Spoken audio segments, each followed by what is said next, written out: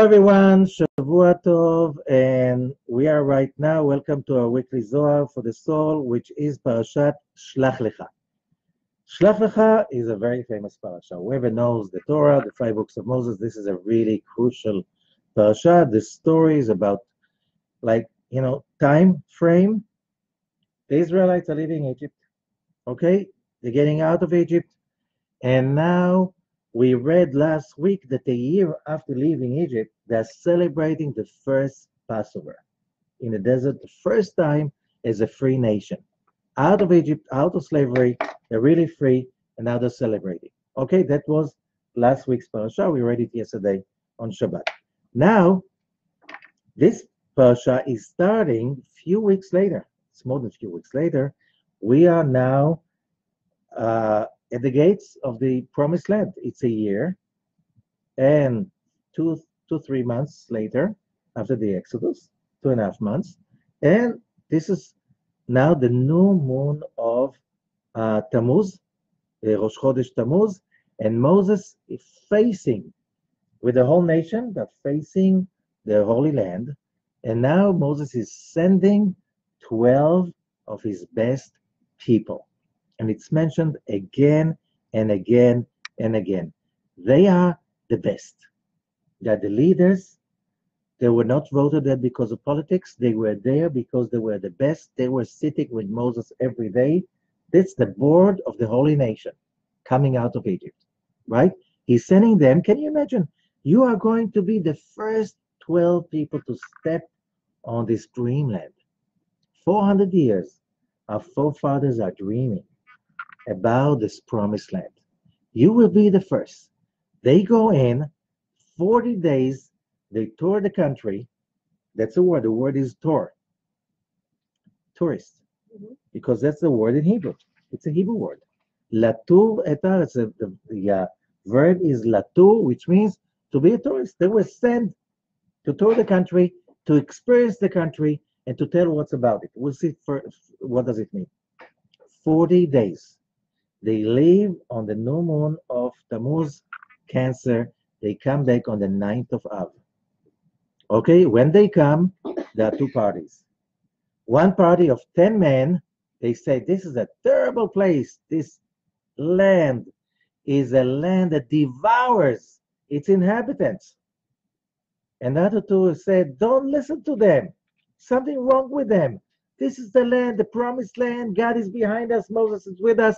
Let's go and do it because, who are the Canaanites? Who are the Canaanites? They were slaves of the Egyptians. We had a fight with the Egyptians. We won, right? Now, what's the big deal with these Canaanites? Still, the nation is following and listening to the 10. They cried the whole night. The legend is saying, God says, oh, you cried the whole night?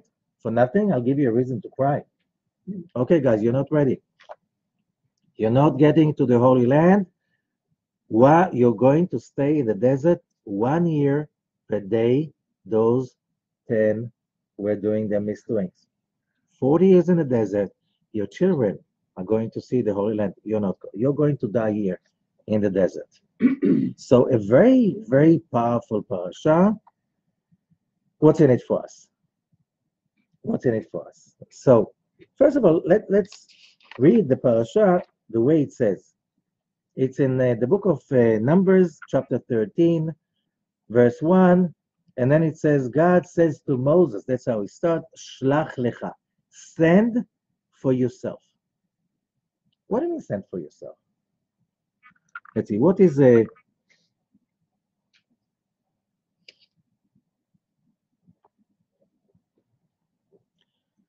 So, Rashi, who is the greatest commentator of the Torah, says, first of all, why this story is immediately next to the story of Miriam bad-mouthing her brother.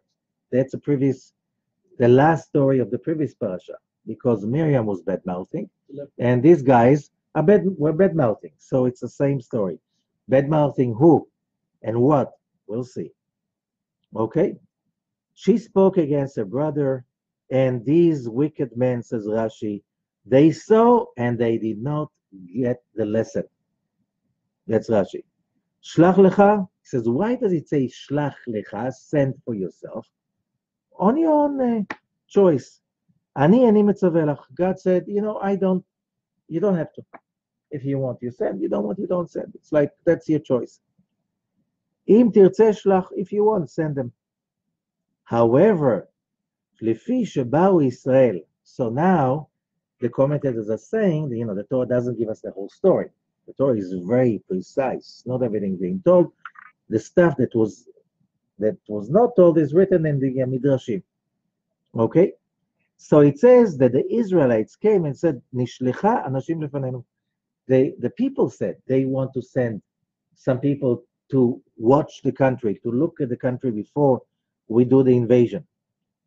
Kema shene'emar, later on, Moses is reminding that in Deuteronomy 1, verse 22, he says, "Vatikrevu alai kulchem," you all wanted me to send messengers.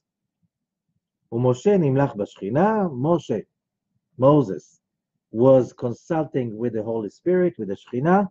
Amar, ani amarti lahem shitova. I told them it's good.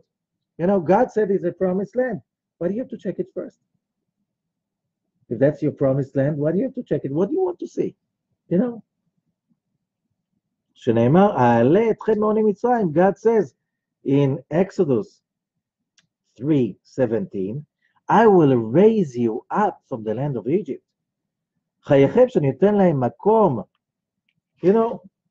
God says, I'm going to give you a place. I'm going to give you a nice place. Okay? That's called the promised land.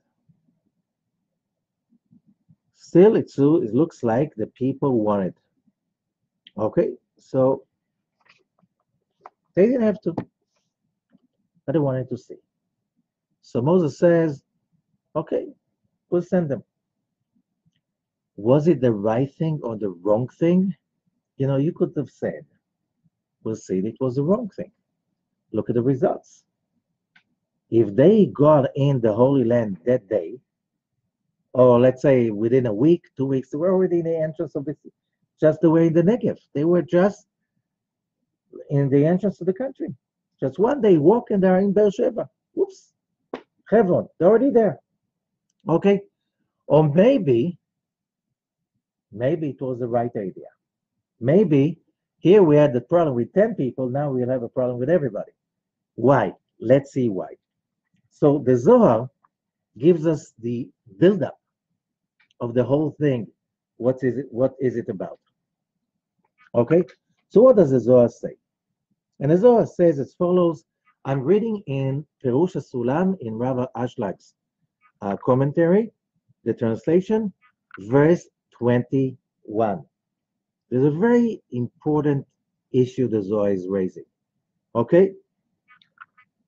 Amar lo mikra ze shamar Shlomo. He brings that verse from King Solomon in the book of Kohelet, Ecclesiastics, chapter 3.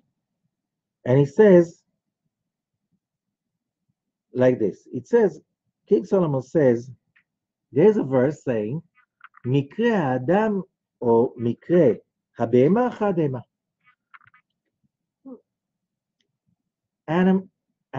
People and animals, it's the same.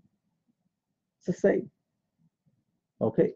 But you have to remember, the Zohar mentions that in the Tanakh, there are no question marks. The whole thing about question mark was invented much later. Okay? So the Zohar says this is done with a question mark. Why? Because he continues. Azeh Amar Shlomo Mikaze. King Solomon spoke about this verse, said this verse, but what did he say? Lo Amar ze mimachshavto atzmo. It was not his own idea, saying that humans and beasts, it's all the same. What he said, אלא שחזר על אלו הדברים שטיפשי עולם אומרים. King Solomon, 3,000 years ago, he repeated that saying that the foolish people of this world say that humans and beasts, it's all the same. 3,000 years later, we still have that same issue.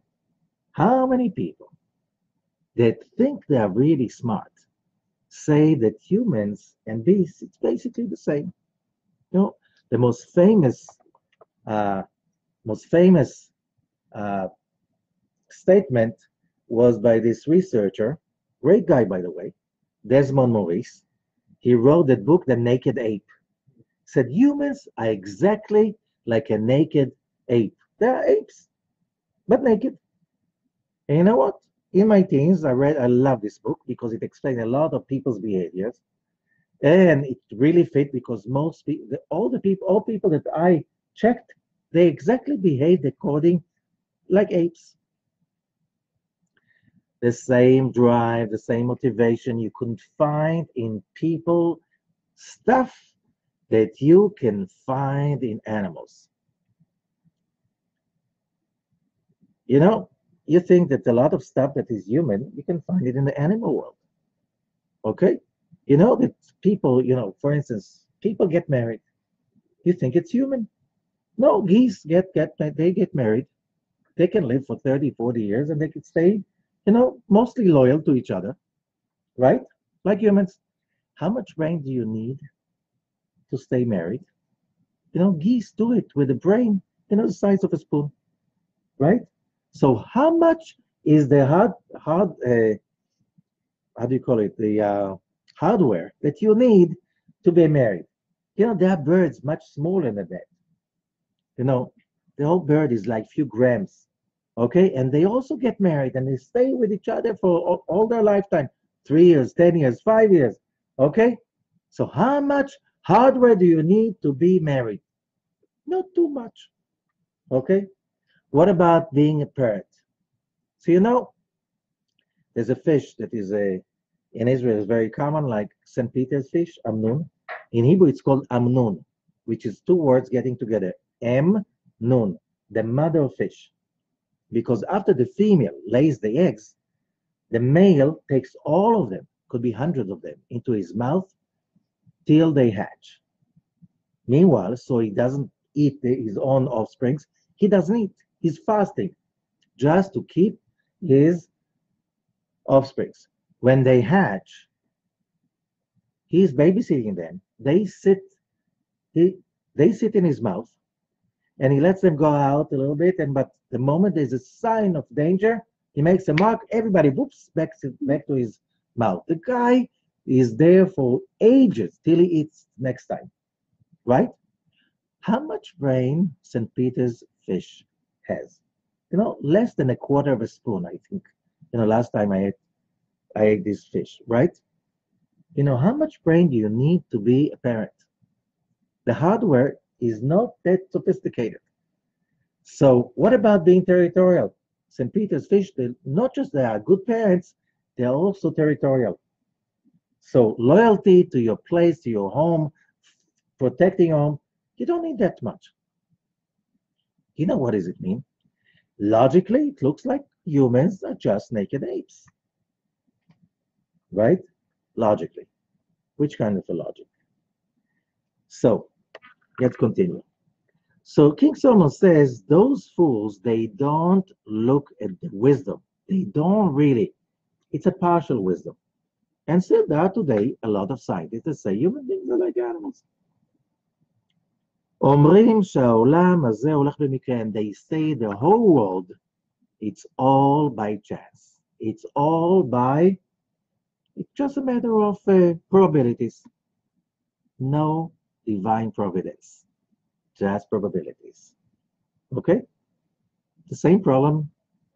Some people live by that, and some people live by something else. Okay? ואין הקדוש ברוך הוא משגיח עליהם. Okay? That's what I just said. וכששלמה המלך הסתכל בטיפשים האלה, so when King Solomon looked at these fools, שאומרים את זה, that say that, קרא אותם במה, he calls them beasts. If you think you're a beast, you're probably a beast. Right? You're probably a beast. שהם עושים את עצמם במה ממש. You know why? Because when you say there's no divine providence, what do you say at that moment? Everything is by chance. Everything is by probabilities.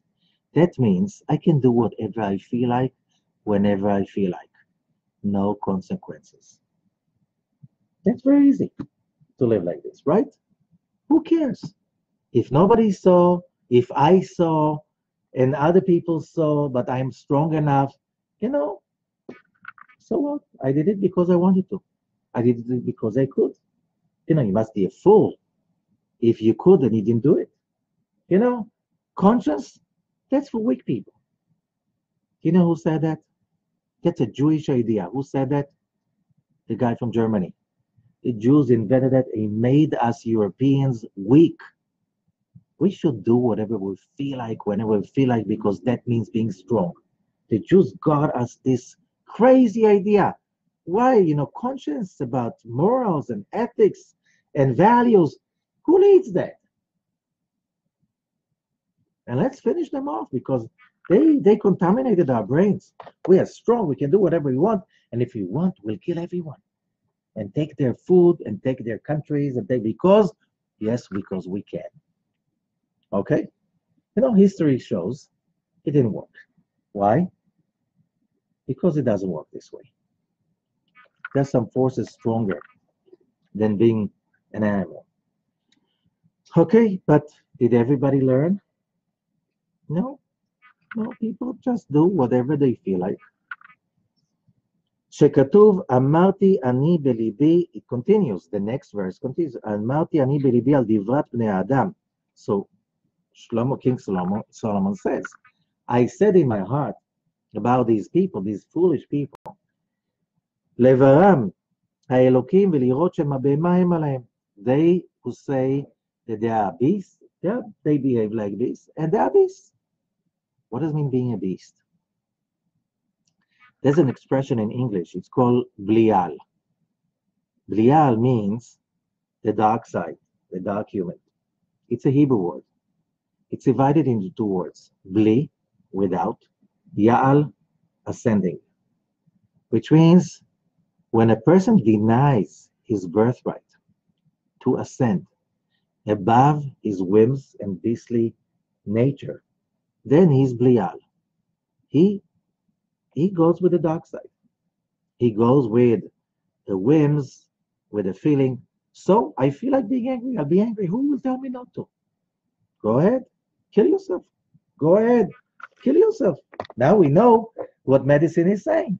If every time you feel like being angry, and you'll get angry because I feel like being angry, blood pressure, heart disease, 30s, in your 30s and 40s, that's very simple. So do you want to go above it? Can you go above it? First, you have to believe in it, that you can go above it.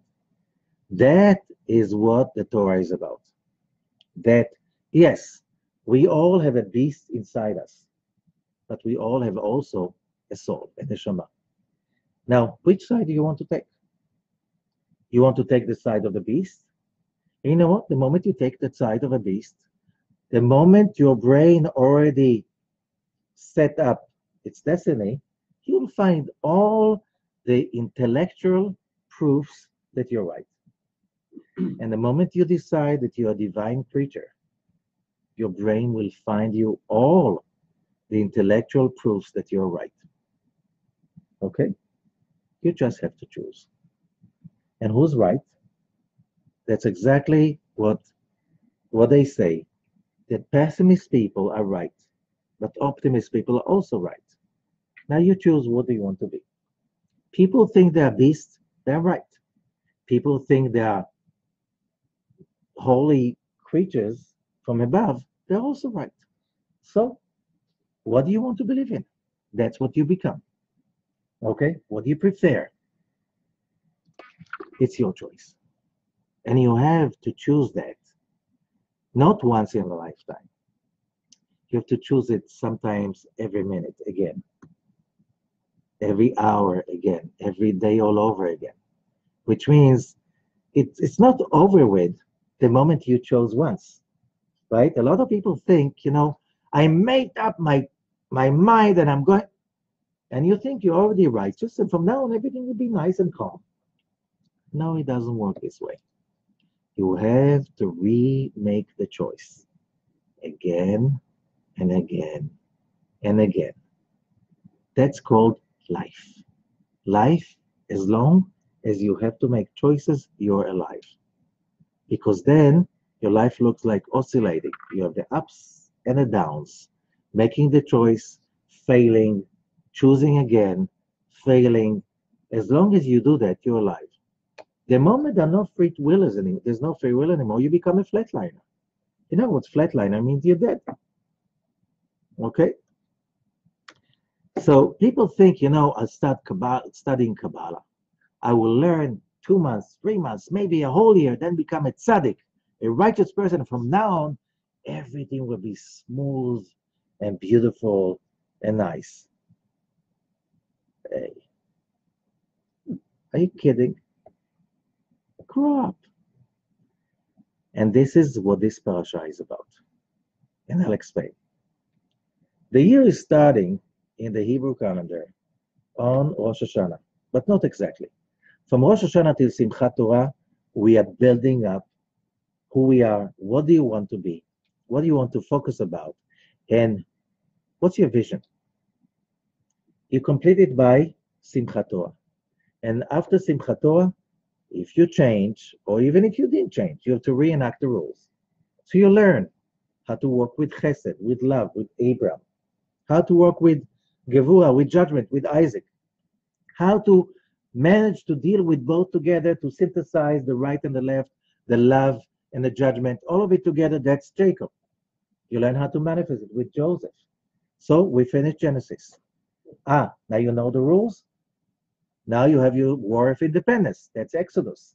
You have to overcome your judgment. You have to overcome your Pharaoh. You have to overcome your Egypt, and so on. That's all. Then you have to build your temple. You build yourself as a temple. It's over with. Exodus is gone. Now, Leviticus. You have to learn how to refine and tune up yourself to the best you can. That's the book of Leviticus. And now, when this is finished, then you can get the Torah. Mount Sinai Revelation, Parashat Bamidbar. And what do we have the last 3 parashot? Bamidbar was all about raising your head, raising other people's head, learning how to work as a community, learning to be a teammate, and to really grow up and connect to the tree of life by raising and realizing that life is all about raising reality. Because you have the power to do that. Because you're not Blial, you are with Yaal. You have the power to raise. A human being can go into the darkest place and make it light. Just by designing it, right? You can just by adding music, beauty, perfection. You can make the world so much better. That's what humans can do when they realize they have this divine part in them. Okay, it's about all lifting up, ascending, and raising. So that was Parashat Bamidbar, that was Parashat Naso, and what was Baalotcha? That means the same thing, raising up. And it's all about raising. But if you think that receiving the Torah and raising, that means from now on everything is going to be smooth. We read yesterday. You reach the peak. It looks so amazing. Vayi bin Soharon. You're traveling with Moses, and then what's the next thing? And the people were complaining.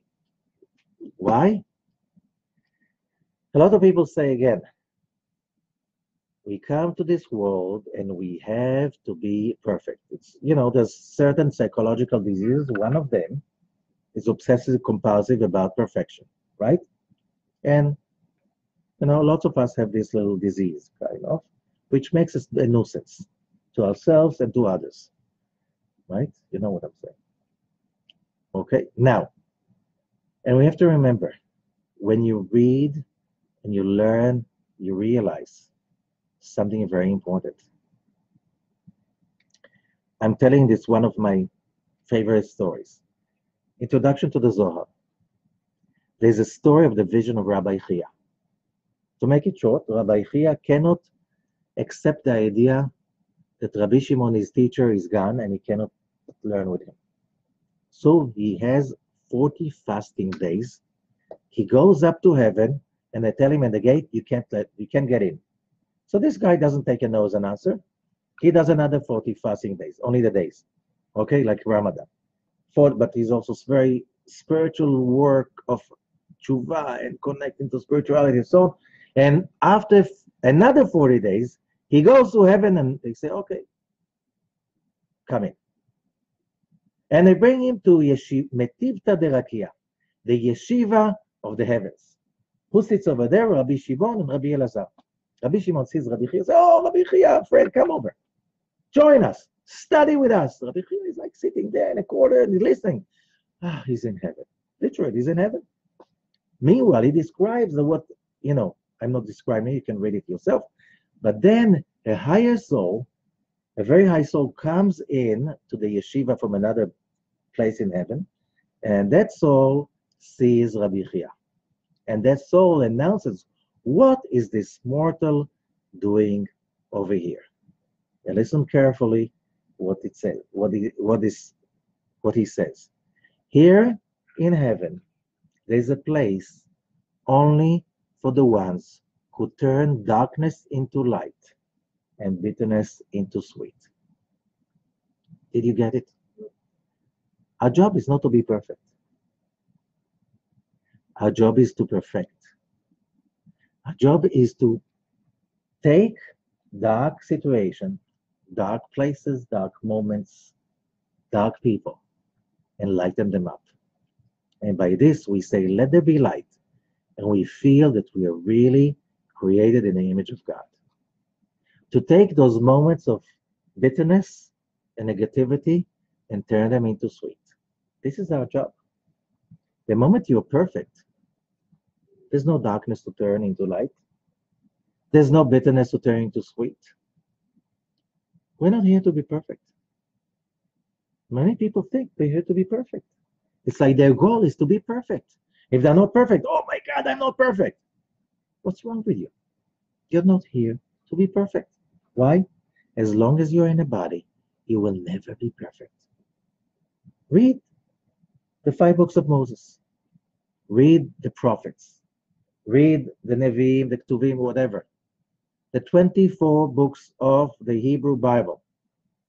There's no one perfect person described over there. Not even one. Even the greatest one, like Moses, like Elijah, they all made mistakes. And King Solomon says in Proverbs, Sheva yipol tzaddik vekam. A righteous will fall 7 times and will rise. Which means being a righteous person does not mean that you're perfect and you never fall. Being a righteous person means that when you fall, you can lift yourself up. Which means when you fall, it's not if you fall, it's when you fall. Because if you don't fall, what are you doing here? Are you perfect? Okay. Gadal v'tkadash, go to heaven. If you think you're perfect, you still think you have a job. There's a story about this guy. He was a young boy, but he was a star. Well, I'm talking about Poland in the 19th century, mid-19th century. He was a star. He was not just wisdom, but also as a person. He was like so perfect. So his father takes him to the Kotzky Rebbe, one of the greatest rabbis of Kotsk. And the Rebbe looks at him and he said like, yeah, but he didn't study that. He doesn't know that well. He's like really bashing that boy till the boy starts to cry and the father starts to cry. And then they go home. And the father says, how could he talk to you this way? And the boy says to his father, you know how smart is the rabbi? If I'm so perfect, it means that my time is up. He didn't want me to go. He had to point that there's so much work for me to do. So there's no way they can take me away. He was afraid that I'll be so perfect. So if you're perfect, time to leave. We're not here to be perfect. That's not our job. Our job is to perfect. Remember that. Our job is to find what's dark and to make it light. What's better to make it sweet. Otherwise, that's how you buy the ticket to Gan Eden, to heaven. Right? Which means, We spoke so much in the last few parashot about ascending, about raising. What is the shorish? Ein lamed hey. Ole. Ole means ascending, rising up. But in Hebrew, ole is another word. It means another word, cost. The cost. Which means you want to rise up, there's a cost. Nobody rises up for free. No free lunches. You want to rise up to be ole, there is a payment. You come up to Israel, you move to Israel from the rest of the world, you're called what? Ole Chadash. Ole means ascending. Do you think it's going to be easy? That everybody's going to hug you? Oh, thank you so much for making the move and coming to Israel. Sometimes it looks like everybody does their best to make it hard for you. Why? You want to rise to a higher level? There's a payment. What do you mean there's a payment? I raise up this book up in the air. Anybody who learns physics, to raise it up in the air, you have to put inside energy. Nothing goes up without investing. Just in Israel, you have to invest more. Why? Because it's rising higher.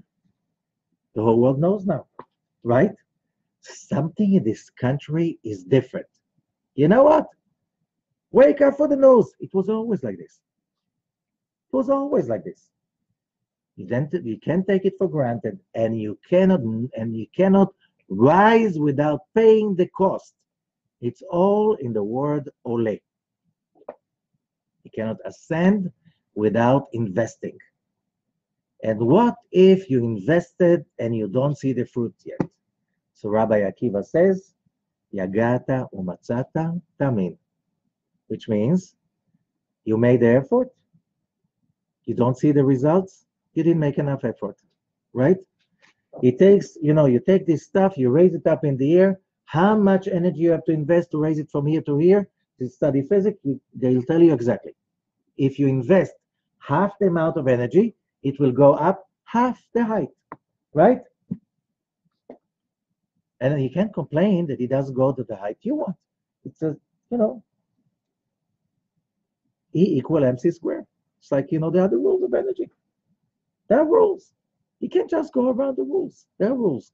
In the physical worlds, Newton said, all these rules are mirror image of the rules of the spiritual world. Okay? So, let's go back to the Zohar. And the Zohar says, on that talk of stupidity, of foolishness, that people say that everything is like, like this. It's like, there's no rules, there's no values, there's nothing to, you do whatever you feel like. And you know what? Like in the beastly world, if you're strong, you have all the right to eat, to conquer, to take whatever belongs to somebody else. Why? That's how it is among beasts. No? Isn't that the way it is? Okay. And the world is going by chance and probability. And nobody's watching up to heaven. You must be like out of your mind. Religion is just over with. But these people, says King Solomon, are stupid because they don't see. And why they don't see? Because they don't want to see. Because they don't want the responsibility that comes with faith. Now, so they become like this. So you and basically what the Zohar says, you should stay away from people like this because they're confused. They're confused. If you don't behave by the rules, no wonder that you're not happy. People just do whatever they feel like, whatever they feel they have entitlement. I see it, I want it, I take it. Why? Because I can. Why not? I never seen people like this who are happy. Why? And it's beyond not happy. It's being miserable. Why? I'm doing everything I'm supposed to do to be happy, and how come I'm not? What's wrong with me? How come I took and I took and I took and I took, and I'm still not happy? and I have so much, I'm not happy. You know, not everybody. There's a lot of people, they take and they fail. And you know, love you cannot take. Why? Nobody gives it just like this. And after a while, you just, you know, people give you love and you don't, and you're still busy with yourself. So they stay away from you. Why? Because if you don't raise other people, other people finally don't raise you up. That's how it works. That's called a community. Okay. So what did King Solomon answer to them? That's the next verse. And it says, so who knows that the spirit of a human being that is ole, ascending up, and but the spirit of the beast goes down. Very simple. You go where you want to. So you see what you want to see. So two people going through the same experience, and each one of them sees such a different picture. Why? That's the way it is. The way you program your brain, that's the way you will see things. Okay? So those fools, שאינם יודעים כבוד המלך העליון, they do not know the honor of the supreme king, ואינם מסתכלים בתורה, and they don't study the Torah, so they don't know, because this is it's an acquired ability to be able to see the big picture. Although a lot of people are born with the ability to connect to God, a lot of kids know God. However, as they grow up, they get confused. They get confused because today, wherever you go to study, it's like God is out of the picture. And you know what? Something very weird. It's like I just read this research that came out lately by Pew. They do kind of surveys all over the world, that there's a big majority of people do believe in a divine force, but they don't believe, there's less and less people believe in organized religion. Why?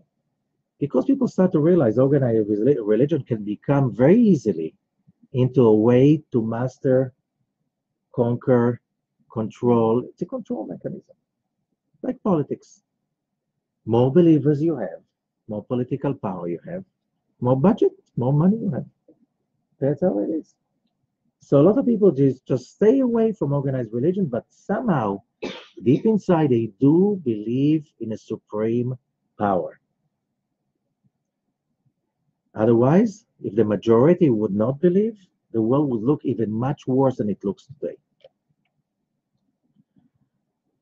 So the spirit, the human spirit, goes up, ola, kilemala, hainu lemakom elyon, to a high divine place, lemakom yakar, to a precious place, lemakom kadosh, to a holy place, lehizon meor elyon, to be nourished from the supreme light, meor hamelech hakadosh, from the light of the holy king, the Lord of the universe, liot tzarur betzoror chaim, to be in the bundle of life, ולהיות נמצאת לפני המלך הקדוש, and to be there in front of the holy king as ola temima.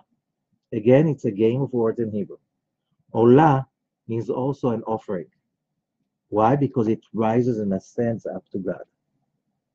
So you see how the source, the shoresh, ayin lamed hey, of ascending plays a very crucial role in these parashot of the book of Numbers. It's all about ascending. And if you assume position and you take upon yourself the responsibility, you will realize that all the spiritual study is about one thing. All about building community is about one thing, is getting all the possible support so that when you fall, there's no doubt that you're going to fall. You can rise from that. And when you rise from that, you generate energy. You generate positivity. You generate the new you. And as I say many times, nobody grows Nobody becomes a bigger, more powerful by sitting on the balcony in front of the beach and drinking pina colada, right? When is it you become stronger? When you do that, when you fall, you don't lie there and cry and blame the whole world. You don't go around with the guilt. You just say, I fell, and my job is to rise. My job is to ascend. And I know there's a price. And it's all in one word, ole. Going up, paying the price. Being willing to pay the price and knowing that stretching, growing, it's all about paying the price and being a grown-up, mature human being is being willing and ready to pay whatever it costs. Once I put myself in a place, I know it's going to be very difficult. I know I'm going to suffer. I know I'm going to be painful because I'll have to change. And I chose to. It was really tough. I thought I'm going nuts. I was thinking to myself, my rabbi was teaching, and I was thinking to myself, like, he was talking about it. You have to put the payment. You have to be willing to pay whatever it costs, and you have to work and work and work and put the effort again and again and again. Never give up. And I was in so much pain. And I'm saying to myself, I'm screaming inside my mind, how long? And in the middle of the speech, my rabbi looks at me and he screams at me, and never ask how long. Okay, I got my lesson. Just keep on going and doing till it's done. As Rabbi Akiva said, if you didn't see the results, it means you didn't pay enough. Maybe paid half, maybe 90%, maybe 99%. But you know what? When you want to get his drink from the automatic machine, if you don't put all of it, you don't get it. You can put 99 out of 100. You don't get it. Only when you put all of it. All of it. Tough, huh? So that's what the book of Numbers is about. It's about your all what you learned, grow up, assume position, take the responsibility. You should take what it takes. You should do what you should do. And how do you know you did enough? When you come to the next level. And do you think it's over now? No. No, you think the whole world is going to come and give you awards and tell you, oh, you're finished, it's done. From now, no pain, no misery. What are you, stupid or something? We're here in this world to perfect, to generate light out of darkness. As long as you're alive, you are in the game and you have to play it. And if you don't really know how to play it, you have to come another round and another round. Only when you know how to play it really well, you can go to heaven. Otherwise, they send you another round and another round till you do it right, till you enjoy playing. That's a kind of when you enjoy playing and you're never surprised. Oh, here it gets. The game is over. The game is over. You won. Okay. So now that's why the Zohar is talking about that, because it's to prepare us. When Moses is sending his mission, that was a test. How do you say in Hebrew a test? Somebody knows? Nisayon. Nisayon. You know what's the shoresh? Every Hebrew word, if you really want to know what it is, you check what is the original source letters. English source, it's from Hebrew shoresh. You see the resemblance? Okay. Shoresh means the source. So the source for Nisayon is Nes. And Nes means a miracle. And what's a miracle? Lanus velitnuses. When you fall, when you're in the darkness, when you're in confusion, when you have no idea what to do, when everything looks wrong, and instead of complaining, blaming, whatever, you make a miracle. You perform a miracle. Being a human being means that you are a miracle maker. Bringing light in a place of darkness, that's a miracle. It's called lanus, to flee, veritnoses, up and above. Similar to something? Ole? Going up, ascending up and above. That's what we're here for. So nisayon, it's not a test, it's an opportunity for creating a miracle. What if you didn't step up to the plate? You didn't perform a miracle. You'll have a second chance. It will come all over again and all over again till you create a miracle. And then you look backwards and it's like, wow, that was an experience. Magical. How did I do it? I put my effort, I put everything I could, and wow, I have no idea how it happened. That's called a miracle. Because what's a miracle? Something above nature. What's the human original nature? Being a beast, that's easy. Doesn't cost you anything. Being a beast, that's for free. But the Zohar says, for free, you get only troubles. So listening to your beast, that's troubles. That comes for free. Don't make any effort. That's troubles. Achieving light, there's a cost. And you should be willing to pay the cost. So, now, realizing that, now we can read again the beginning of Parashat Shelaḥ Lekha, chapter 13 in Numbers, verse 1. And God says to Moses, Shlach Lekha Anashim, send for yourself people. Anashim means people, like real people. They were not just simple people. They were the best, la crème de la crème. Okay? They went over there. Okay? Ish echad, and he repeats. Ish echad mate avotav. Again, he repeats the word anashim, ish, like real people, real men. Again and again and again. They're not just no ones, nobodies.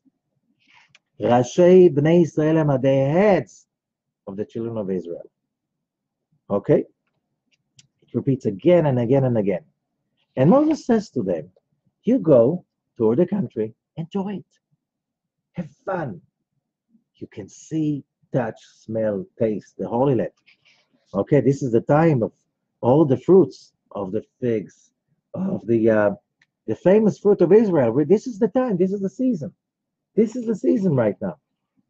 And he says, look, what kind of people over there? Are they strong, weak, few, many?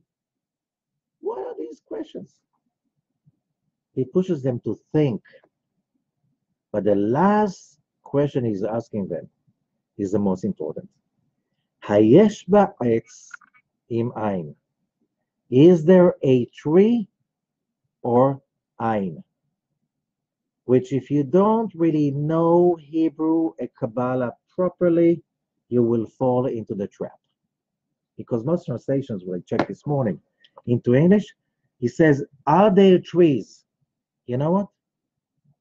When the big waves of Aliyah to Israel started in the 1700s, there was a wave of the students of the Hagom Vilna, there was a wave of the students of the Baal Shem Tov, and there was a wave from Morocco, and there was a wave from Yemen, and there were waves of people were trying to come to Israel in the 1700s, in the 1800s. That was even before they called it Zionism. He didn't know how to call it Zionism, because they were praying like this every day. Were there trees? No, there were no trees. Was that a reason not to come to Israel? What? So why Moses is asking if there are trees? He's not asking if there are trees. He's asking, is there a tree? And the Zohar says, a tree? There's only one tree that is being called like this, the tree of life. He's saying, what I'm singing you there, with all your powers of being the leaders of the nation in the desert, will you be able to see the tree of life in such an intense place as the promised land? A lot of people, they can be really smart, wise, knowledgeable, whatever great names you call them, till there's a moment of test. Till there's a pressure. Till it's a time to, why do you need to go to internship after you study? Right? Why do you need to go to the internship? Because if you don't do it under stress, in a reality, because that's what life is about, you don't know if you connect into the tree of life. And you know what is a real professional? A real professional is not the person that has an answer to all your questions. A real professional is a person that can look at your problem and say, I've never seen that before, and I really want to help you. I'll find a way. And a real professional will find a way. Where is he going to bring it from? We talked about it last week. It was all about the cloud, the S cloud, not the I cloud. I, me. No, S cloud, the spiritual cloud. That cloud that was on the camp all the time. This is where the real ideas are coming from. When you really care, when you're really willing to give all what it takes, you'll connect to the cloud, God's cloud, where you can get out of the box. And the ideas are there. The inventions are there. Why it's called invention? Because you have to vent it in, right? Vent it in from where? From the S cloud. But that means you have to commit to the tree of life consciousness. And Moses was saying, I want to see if going to that intensity of the Holy Land, into that responsibility, will you be able to connect to the tree of life? Or even to connect to Ein. What is Ein? The endless. Would you be able to connect over there? So what happened? 10 of them fell into the trap. They said, getting into that country, it's a country. You know what will happen? We'll be busy digging wells, paving roads, dividing the country. Then people will have problems fighting with each other on the... What's wrong with where we are right now? We're in the desert. You have a class from Moses every day, from his mouth. You eat the manna. The cloud is on the tabernacle. We all together, one big happy community. Why do we need the headache to come down to this physical country with all its hardships? Big mistake. Why? You want to connect to very high, lofty ideas, the highest spiritual ideas, without building a vessel for that. Why God couldn't leave us in the desert? Nobody to talk to. No moles. No temptations. Everybody's just getting in there. You know what? You might as well die, all of us, and go to heaven. Spirituality is not being in that state of like eternal Woodstock. Spirituality is going down to the darkness and turning into light. Where? Building a family, building a business, hardship. This is where the test is. The Nisayon. Can you stay with the tree of life in everyday's business? Can you bring the magic of spirituality in the mundane? That's what this world is about. That's why our souls came to our bodies. They didn't get it somehow. Why? They were very wise people. We're not talking Lashon Hara, bad-mouthing these people, because we're not in their place. But we get this story because a lot of people try and they think they can become spiritual and they deserve to become spiritual just because they want to be spiritual. Oh, but God, I want to be spiritual. Why can't I be spiritual? Why can't I just do some meditations and fly up to the sky? It doesn't go this way. You want to rise, you have to go through the test. You have to create the miracle again and again. You need to build the vessel. And that means commitment for paying the price. How much? They never ask how much. How long?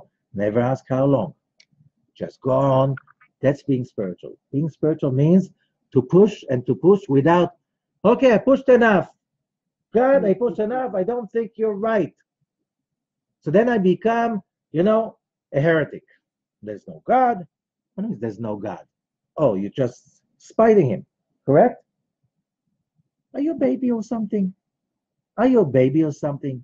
Grow up. That's what the book of Numbers is about. It's about growing up and assuming position and learning. It doesn't matter where are you right now. You could be the most biggest righteous man in history. There's always the falling of tomorrow that you have to deal with, like you never dealt before.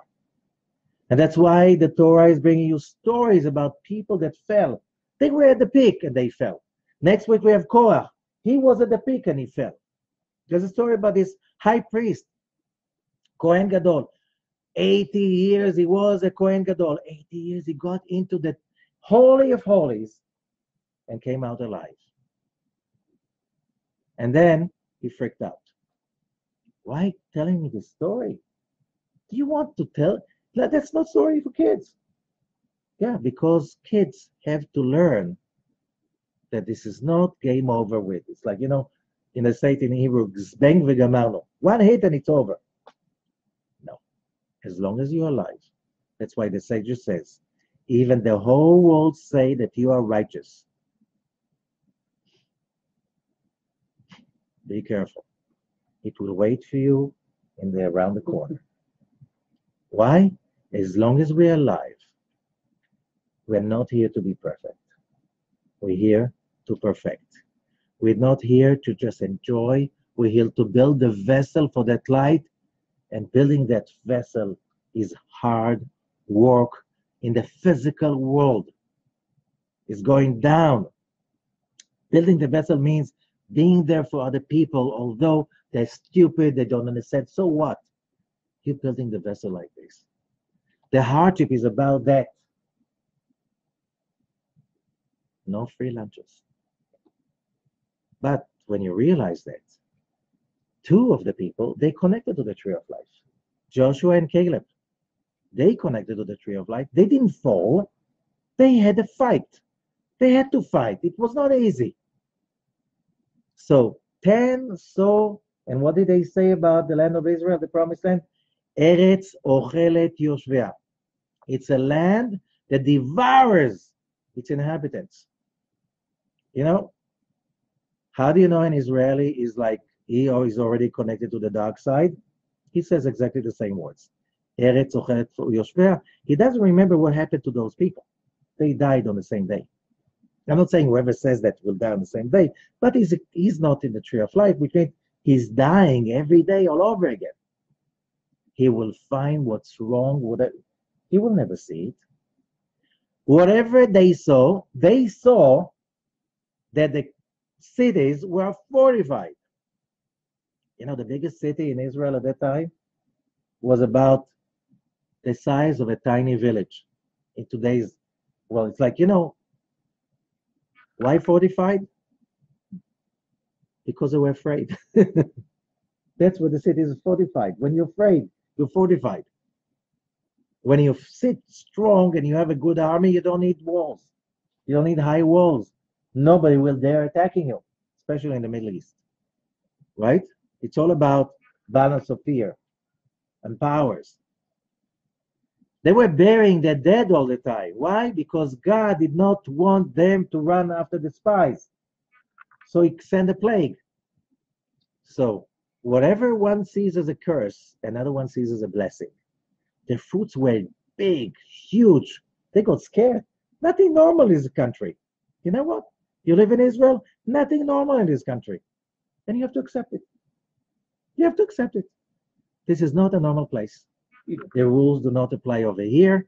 And after you don't want to, the world is big. Go fly a kite. Go get a hike. Okay? You have to be serious over here. But it's not just Israel. The promised land is everywhere. Connecting to the tree of life is a state of mind, it's not just a physical country. Being spiritual means commitment again and again, like being married. You have to be committed again, and you have to renew that commitment every day, every hour. The moment you take it for granted, it's over with. It's about marriage, it's about love, it's about business, about success, about everything. So it's all about growing up and realizing that if you fail, so get up. Don't cry. Grow up. Don't cry. The great people of this world are not people that they were always doing the right thing. Abraham Lincoln, how many times did he fail? Endless times, right? Thomas Edison, till he found the light bulb, how many times did he fail? They say 10,000 times. I don't know if it was, but around. Quitters, this world does not belong to quitters. It belongs to people who stay with their idea and they fight for it. And that's connecting to the tree of life, because where are you going to get the power to do that? You have to pray for it. You have to connect to it. You have to look for the ayin, for that power of God that has no form, but it's present everywhere. So 10 of them fell and didn't rise. 2 of them rose. What happened to them? Joshua and Caleb? They didn't die within the 40 years. They led the people to the promised land 40 years later. The others, whoever cried that night, did not survive the next 40 years. This is how it is. Life is very cruel or simply honest. You're not ready, you can't get it. You want to get it, you have to get ready. You have to perform miracles. You have to bring in the magic of the tree of life into everything you do, even the most mundane. This world is not for people who are spoiled. This is for people who really want to get it. That's Lekha for all of us. Thank you so much. Good luck.